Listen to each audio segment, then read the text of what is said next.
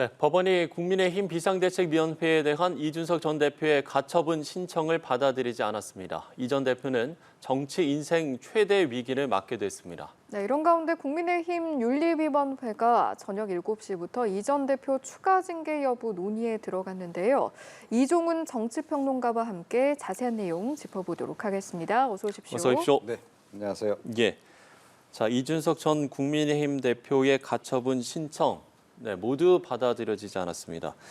지난 1, 2차 가처분 때와 같은 재판부였는데 결과가 상당히 다릅니다. 네, 그래서 조금 이제 의아하게 생각하시는 분들도 좀 없잖아 그러니까요. 있는 그런 그 상황인데요. 그러니까 뭐 지난번 같은 경우에는 그 전당대회를 통해서 정상적으로 선출이 된 그 대표의 권한을 뭐 이런 식으로 해서 이렇게 빼앗는 것이 과연 바람직하냐 여기에 초점을 좀 맞췄던 것 같아요. 그래서 좀 네네. 어떻게 보면 헌법하고 정당법에 이제 규정된 바의 그 기본 정신이라든지 또 민주적 기본 질서에 대한 원칙이라든지 그런 것을 훼손했는지 여부에 초점을 맞췄다면 이번에 결정문을 들여다보니까 주로 이제 절차적인 문제에 대해서 이제 초점을 많이 맞추고 있더라고요. 그래서 그 이후에 진행된 당원 당규를 개정하고 다시 또 전국위원회를 개최해서 새롭게 비대위를 구성한 그런 그 과정들과 관련해서 절차적인 하자가 있는지 없는지 그 여부에 대해서 이제 집중적으로 판단을 내렸고 예. 그 결과 뭐 하자가 없다 이렇게 이제 최종 결론 내린 이제 그런 그 상황인데요. 그러면서도 함께 좀 언급한 부분이 좀 있습니다. 그게 뭐냐 하면 그러니까 이 부분은 아마 사법부도 이 정치 행위에 대한 과도한 그 간섭에 대해서 상당히 좀 부담을 느꼈던 게 아닌가 이런 생각이 좀 드는데요. 예. 그러니까 뭐 이 헌법 정신을 심대하게 이 침해한 것이 아니라면 정당이 당원을 통해서 이제 내부 질서와 관련해서 여러 가지 결정들을 내리는 것에 대해서 사법부가 과도하게 개입하는 것이 좀 바람직하지 않다는 그런 기조에 언급이 좀 포함이 돼 있습니다. 그래서 역시 이제 지난번에 이제 그 인용 결정 이후에 국민의힘이 자체적으로 기울인 여러 가지 노력들, 예. 그러니까 뭐 어찌 됐건 당원을 개정해서 그 형식적인 요건을 갖춰 나가려고 했던 부분을 좀 긍정적으로 평가한 결과가 이번 좀 결정문의 주 내용이 아닌가 이렇게 생각합니다. 예, 네. 알겠습니다.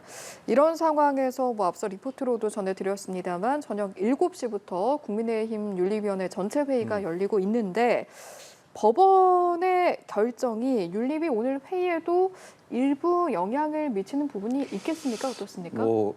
상당히 영향을 미치지 않을까 이렇게 생각을 합니다. 상당히 영향을 미친다. 그러니까 사실은 이제 이준석 전 대표의 성상납 관련한 의혹이 많이 영향을 미칠 거다라고 하는 그런 관측이 있지 않았습니까?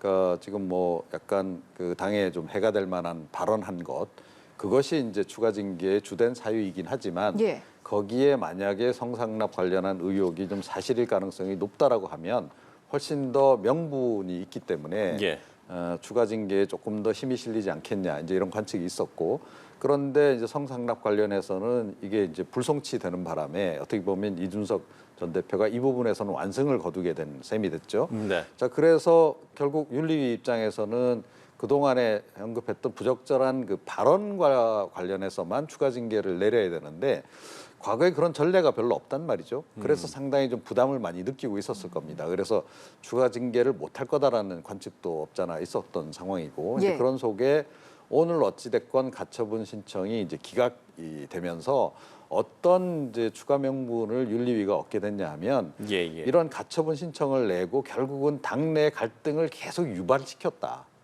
라고 한 부분을 책임을 좀 지울 수 있는 그런 근거가 생긴 거죠.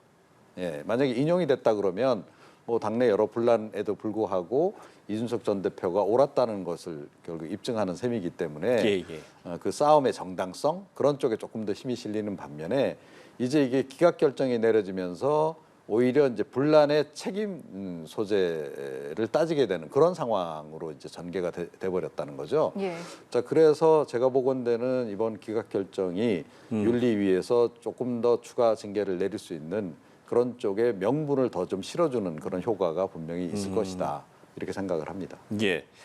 이양희 위원장은 윤리위 전체 회의 앞서서 결과를 미리 정해두고 진행하지 않고 당원 당규에 따라서 예외 없이 원칙대로 진행할 것이라고 밝혔는데 그러면 뭐 말씀을 해주신 대로 법원의 판단이 상당한 영향을 미친다면 제명까지도 갈 수 있겠습니까? 뭐 저는 그 가능성이 높지 않을까 이렇게 아, 생각을 그래요? 합니다. 예. 사실은 추가 징계를 이야기했을 때부터, 그러니까 이미 그 제명 가능성에 대한 얘기가 나오지 않았습니까? 예, 예. 사실은 뭐 그런 정도의 중징계가 아니라고 한다면 추가 징계를 굳이 뭐 할 이유가 별로 없다라는 거죠. 그 결과적으로 어찌됐건 지금 뭐 이른바 윤핵관들의 입장에서 이준석 전 대표가 좀 걸림돌이 된다고 보고 뭐 이렇게 좀 대표직에서 그만두게 하고 한다라고 전제를 했을 때는 결국은 이준석 전 대표의 정치적 생명을 끊어놓겠다라고 하는 의도도 좀 포함된 것으로 봐야 된다는 거죠.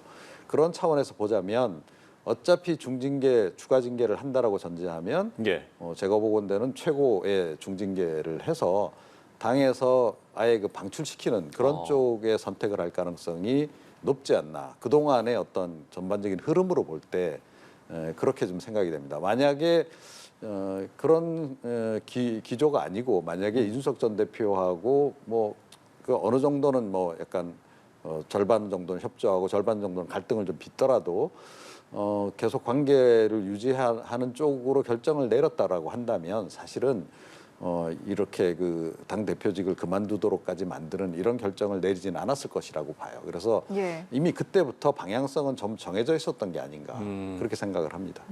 네. 그런데 오늘 공교롭게도 이 윤리위의 주체인 이양희 윤리위원장 그리고 윤리위원회 임기가 오늘 1년 더 연장이 됐단 말이죠. 네. 이게 일반적으로 자주 있는 일입니까? 뭐 흔치 않죠. 예, 그래서 이제 굉장히 이번에도 좀 눈길을 끌었고 이제 관심을 끌은 거 아니겠습니까?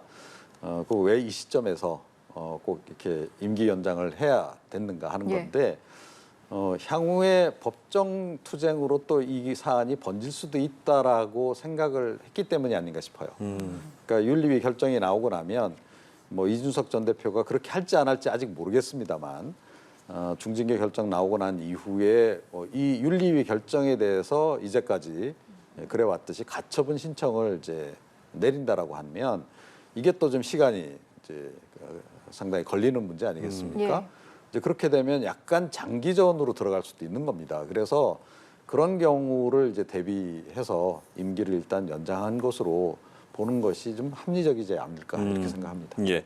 이 전 대표 측은 지금 이양희 위원장은 그러니까 앞서서 이제 지난달 윤리위 회의에서 추가 징계를 개시하겠다고 입장을 밝히면서도 구체적인 입장을 얘기하지 않았다. 구체적인 이유에 대해서 말을 하지 않았다라는 부분에 대해서 반박을 하고 있잖아요. 그럼 이 부분은 어떻게 보세요? 그러니까 그게 이제 여러 가지를 좀 의미한다라고 좀 보는데요. 네네. 보통은 이제 누구에게 죄를 물을 때 당신 이런 죄를 저질렀지. 그렇죠. 그러니까 그것에 대해서 일단 소명을 해봐. 음. 이렇게 이제 묻는 게 이제 일반적인 경우 아니겠습니까? 재판 과정도 이제 결국 그런 거나 다름이 없는 거고요. 그런데 윤리위가 혐의를 어떻게 보면 특정하지 않은 상태에서 그냥 와서 해명하라라고만 얘기를 했다는 거죠. 그러니까 뭐 이준석 전 대표 얘기가 이제 그러니까 이제 이게 원님 재판이냐. 그러니까 혐의도 특정지지 않은 상태에서 나보고 그러면 뭘 해명하라는 얘기냐. 이제 그래서 이제 거부를 하고 이제 그런 과정들이 좀 있었는데요. 아마 이 오늘 가처분 신청과 관련한 결론을 보고 결정을 내리기 위해서 그렇게 조금 여지를 남겨놨던 게 아닌가 그런 생각이 좀 들어요 개인적으로는. 예. 그러니까 혐의를 완전 특정짓기보다는 그러니까 조금 전에 말씀드렸듯이 이제 혐의를 하나 더 추가할 수 있는 명분이 생긴 거 아니겠습니까? 예. 그동안에 당내 분란, 가처분 신청 계속 내고 하면서 당이 정상적으로 활동할 수 없도록 그렇게 이렇게 뭐 어떻게 보면 시간 끌기 하면서 당에 여러 가지 지장을 초래한 그 혐의를 하나 더 추가할 수 있게 좀 됐다는 거죠. 예. 그럼 이 혐의 부분은 사실 오늘 가처분 신청 결정이 기각으로 안 나오면 좀 물을 수 없는 혐의 아니겠습니까? 그렇죠. 그러니까 그 부분을 아예 그냥 백지 상태로 놔뒀던 게 아닌가. 그런 합리적인 추정은 좀 해볼 수 있겠다 이렇게 생각합니다. 예. 그럼 이건 어떻습니까? 결과적으로 이준석 전 대표가 소명 절차를 진행하지 않은 상태에서 윤리위 전체 회의가 지금 진행이 되고 있고 네. 이런 과정 속에서 어떤 징계 결정을 내렸을 때 윤리위 입장에서 부담이 되는 부분은 없겠습니까? 그러니까 가처분 신청이 이번에 뭐 인용이 됐다면 뭐 상당히 부담스러웠을 거다라고 생각해요. 예, 그런데 가처분 신청이 기각됨으로 해서 이제 새로운 혐의가 추가되고 그렇게 됨으로 해서 조금 더 명분을 더 얻을 수 있게 된 측면이 분명히 있다라는 겁니다. 그래서 어찌됐건 뭐 이거는 정치적 결정 아니겠습니까? 당의 윤리 결정이라고 하는 것도 그리고 기본적으로는 뭐 그 당내에서 결정하는 거기 때문에 당원들에게 미치는 영향, 그다음에 지지층들에게 미치는 영향을 우선 고려를 이제 하게 되는 건데 예. 그런 측면에서는 상당히 부담을 덜었다라고 좀 생각을 하고 있지 않을까 윤리 측에서는 그렇게 좀 생각을 합니다. 예. 네. 법원의 판단이 어떤 명분이 될 것이다라고 이야기를 해주셨는데 그러면 이준석 전 대표가 6번째 가처분으로 대응할 수 있겠습니까? 그거는 좀 두고 봐야 될 것 같습니다. 아, 그렇습니까? 그러니까 이 윤리위 결정 내용하고 좀 그거는 관련이 있을 수 있다라고 좀 봐요. 그러니까 예. 뭐 제명 결정까지만 예컨대 내린다. 그뭐 사실상 당을 떠나라는 얘기 아니겠습니까? 그렇죠. 뭐 그런 경우에는 뭐 제가 보기엔 가처분 신청 낼 것 같아요. 그러니까 어쩔 수 없이 내는 상황이 될 수밖에 없다라고 봅니다. 그러니까 예. 본인은 당을 지금 어떻게든 떠나지 않고 당 내에서 지금 뭐 어떻게 보면 개혁 작업을 완수하고자 지금 그동안 애쓴 건데 그런데 당에서 사실상 나가라는 식으로 통보를 받았다라고 했을 때 그거를 수용하기는 좀 어렵겠죠. 그래서 오늘 결정 내용에 따라서 이 가처분 신청할지 말지도 결정될 가능성이 높지 않나 일단은 그렇게 생각을 합니다. 예. 예. 조금 전 평론가께서도 당 내에서 어쨌든 이제 활동을 이어가고자 하는 이 전 대표의 의지를 짚어주셨는데 네. 상황이 이렇게 되면 향후 이 전 대표의 당내 정치 행보는 좀 어떻게 전개될 것인가 이런 궁금증도 듭니다. 네, 뭐 지금 당원권 정지 기간이 더 늘어날 거다라는 설과 제명으로 아예 갈 거다라는 설이 지금 이제 대립하고 있습니다. 그러니까 윤리위 결정이 어느 쪽으로 이제 나느냐에 따라서 이준석 전 대표의 당 내외 행보도 달라질 수밖에 없는 그런 그 상황이다 이렇게 생각하고요. 뭐 당원권 정지 기간이 늘어난다 그러면 일단 당내 잔류는 하는 거 아니겠습니까? 예. 그렇게 되면 이제 당내 투쟁에 이제 지금 이제까지 그래 왔듯이 당내 투쟁에 이제 주력하는 그런 행보로 갈 수밖에 없고요. 당 밖으로 밀려났다라고 한다면 이제 또 다른 선택지들을 이제 고려를 해봐야 되겠죠. 뭐 신당을 창당한다든지 아니면 당 밖에서 여론전을 더 가열차게 벌인다든지 뭐 그래서 약간 선택지가 좀 달라질 수 있다. 그런 점을 좀 이제 눈여겨봐야 될 것 같고 당에 만약에 잔류하는 형태로 어찌됐건 징계가 결정이 난다라고 전제하면 향후에 당내 투쟁 강도는 지금보다 더 오히려 더 높아질 가능성이 훨씬 더 높겠다 이렇게 우리가 볼 수 있겠죠. 그러면 이준석 전 대표의 향후에 당내뿐만이 아니라 글쎄요 그 향후의 정치 행보까지 좀 전망을 해본다면 어떻게 전망을 할 수 있겠습니까? 그러니까 솔직히 말씀드려서 예. 이 정치적인 관점에서 보자면 지금의 상황이 이준석 전 대표에게 별로 나쁘지가 않습니다. 그렇습니까? 예, 그러니까 이번에 윤리위에서 뭐 예를 들어 제명 결정을 매우 강력한 그런 제명 결정까지 내린다라고 한다면 정치적으로는 훨씬 좋아질 수도 있습니다. 사실은 차기 대권으로 바로 갈 수 있는 그런 이제 근거가 되는 거죠. 그러니까 과거에 이제 정권이 재창출된 경우 사례를 보게 되면 두 가지 사례가 있어요. 그러니까 현직 대통령의 후원을 받아서 된 노무현 전 대통령 같은 경우가 있고 예. 현직 대통령하고 대립각을 세워서 차별화를 시도해서 현 정권의 여러 가지 뭐 그 정치적 부담을 덜면서 좀 비교적 자유로운 위치에서 새로운 인물로 부상하면서 당선된 경우 박근혜 전 대통령 경우가 이제 여기에 해당하는 거 아니겠습니까? 자 그런데 제가 보건대는 이준석 전 대표가 이번에 만약에 강력하게 그렇게 징계를 받게 된다라고 전제한다면 박근혜 전 대통령의 길을 갈 수 있는 길이 열리는 거죠. 자 그런데 예를 들어 윤석열 대통령의 지금 국정수행 지지율이 높다. 국민들이 압도적으로 지지하고 있는 상황이다. 그러면 사실은 굉장히 지금 불리해지는 환경으로 가는데 지금 그렇지가 않다는 거예요. 그래서 사실은 이런 구도에서는 그 이준석 전 대표가 스스로 자기 목소리를 계속 내고 계속 차별화를 시도했을 경우에 국민들은 뭐 똑같은 보수 정권으로 사실은 정권이 교체되는 것임에도 불구하고 다른 대통령으로 인지할 가능성이 굉장히 높은 겁니다. 다른 성향의 대통령. 자 그럼 좀 새로운 대통령으로 인식할 수 있는 그런 계기가 될 수도 있는 겁니다. 그래서 정치적으로 굳이 보자면 이준석 전 대표 입장에서는 꼭 손해는 아니다. 이렇게 이제 봐야 되겠습니다. 예, 알겠습니다. 지금부터는 국민의힘 정당 그 자체에 대한 이야기로 좀 넘어가 보도록 하겠습니다. 아무래도 오늘 판결을 기점으로 국민의힘이 정상화 수순을 밟지 않겠느냐. 그렇다면 전당대회는 언제쯤 열릴까 자연스럽게 좀 눈길이 쏠리거든요. 어떻게 예상하시는지요? 뭐 가능한 한 빨리 처리하고 싶겠죠. 이준석 전 대표를 혹시 뭐 제명으로 정리를 했다라고 치면 가능한 한 빨리 새 지도부를 이제 구성을 해서 좀 당을 안정화시키는 그런 방향으로 이제 가고자 할 것이고 윤핵관들 입장에서는 뭐 당내 다른 그 세력들이 바로 하기 전에 본인들이 지금 현재까지는 주도권을 잡고 있잖아요. 주도권을 유지하고 있는 상황에서 빨리 뭐 윤핵관 중에 아무개가 이제 당권을 쥐는 그런 그림을 아마 그릴 거다라고 생각을 합니다. 자, 그런데 환경적으로 이걸 신속하게 처리할 수 없는 그런 그 조건이라는 게 뭐 걸림돌로 작동하지 않을까 싶어요. 그러니까 마음은 급한데 상황이 지금 그렇다는 거죠. 그러니까 지금 정기국회 중입니다. 예. 그리고 윤석열 정부 입장에서는 처음 만든 정기국회인데다가 사실은 뭐 지금 여소야대 상황에다가 예산안도 통과시켜야 되고 지금 정부 조직 개편안까지 지금 또 처리하겠다는 거 아닙니까? 안 그래도 지금 여야가 대치 전선이 지금 확대된 상황에서 지금 싸울 거리들이 더 많이 지금 생겨난 상황인데, 자, 이런 속에서 과연 이걸 관철해 낼 수 있겠냐 하는 거예요. 그럼 이거 하기에도 사실 굉장히 벅찰 거다라고 저는 생각이 됩니다. 그래서 아마 전당대회를 마음 같아서는 빨리 치르고 싶겠으나 그렇게 빨리 처리하기는 좀 힘든 그런 상황일 가능성이 좀 높지 않나 이렇게 생각합니다. 예. 당권에 도전할 후보들도 궁금한데 말씀처럼 정기국회가 끝난 이후에 이제 열린다면 앞으로 시간이 남아 있기 때문에 또 다른 주자들이 추가 합류할 가능성도 있고요. 여러 주자들에 따라서 이런 남아 있는 시간이 유불리가 좀 갈릴 것으로 보이거든요. 네. 어떻게 좀 전망을 하세요?